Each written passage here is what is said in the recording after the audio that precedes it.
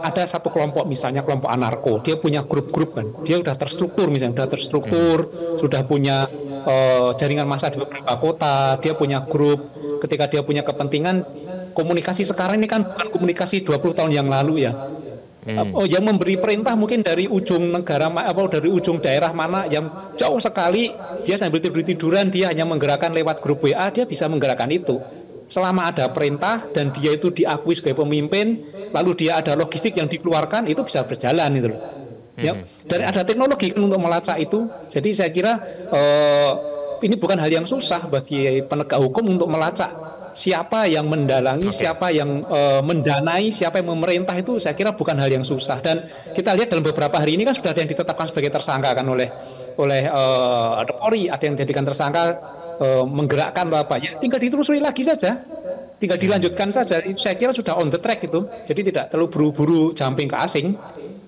Oke, Pak Soleman, kenapa kemudian kita bisa semudah itu diprovokasi sehingga kemudian ada kejadian rusuh? Ini kan sebetulnya aspirasinya murni ya, perbaikan DPR, perbaikan kebijakan pemerintah, tapi kemudian ujungnya itu dimanfaatkan untuk rusuh itu tadi. Nah ini kenapa kemudian kita bisa mudah dimanfaatkan itu, Pak Soleman? Ya mudah sekali yang orang sampai melihat ada ketimpangan dalam penghasilan, ketimpangan dalam pekerjaan, ketimpangan di mana-mana kan timpang sekarang. Coba bisa terbayang dah orang lagi susah-susah beli beras, tiba-tiba ada yang joget-joget minta naik gaji, dan begitu disetujui semua nari-nari, walaupun itu tidak tahu benar apa enggak nari-nari, tapi kan itu yang dilihat masyarakat. Lalu ketika diwawancara, kenapa kau joget-joget? Oh, aku artis kok. Jadi rakyat itu seakan-akan ditantang, kan begitu. Sehingga terjadi kesamaan berpikir dari orang-orang ini. Nah ini mempermudah untuk seperti itu. Dan ingat, orang itu ketika berada dalam kerumunan seperti itu, dia akan kehilangan kepribadiannya, itu hilang. Dia akan masuk ke kepribadian yang ugal-ugalan itu.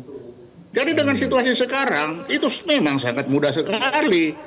Kita lihat aja sejak mulai dari Sambo ya sampai hari ini, itu banyak sekali hal-hal yang membuat masyarakat ini sudah sudah bingung, ini gimana sih ini, apa yang akan dikerjain. Nah kemarin dapat pemicunya, ada yang mati. Nah kebetulan ini itu, jadi kita tidak bisa melihat ini.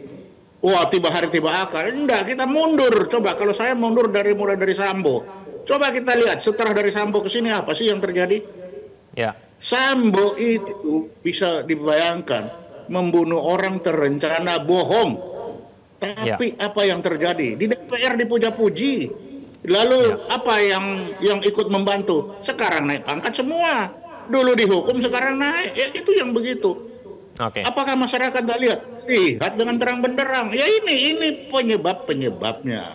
Salah satunya ya itu disampaikan Pak Stanisliu tadi itu. Jadi kalau kita memang mau cari, iya zaman sekarang gampang sekali mencari. Mau ngomong komando gampang sekali lagi. Kita bakar aja itu anak-anak muda, kan anak-anak muda itu. Nah dasar anak-anak muda kan gampang sekali. Di tengah perekonomian yang sulit, iming-imingnya uang 100.000, berangkat dia.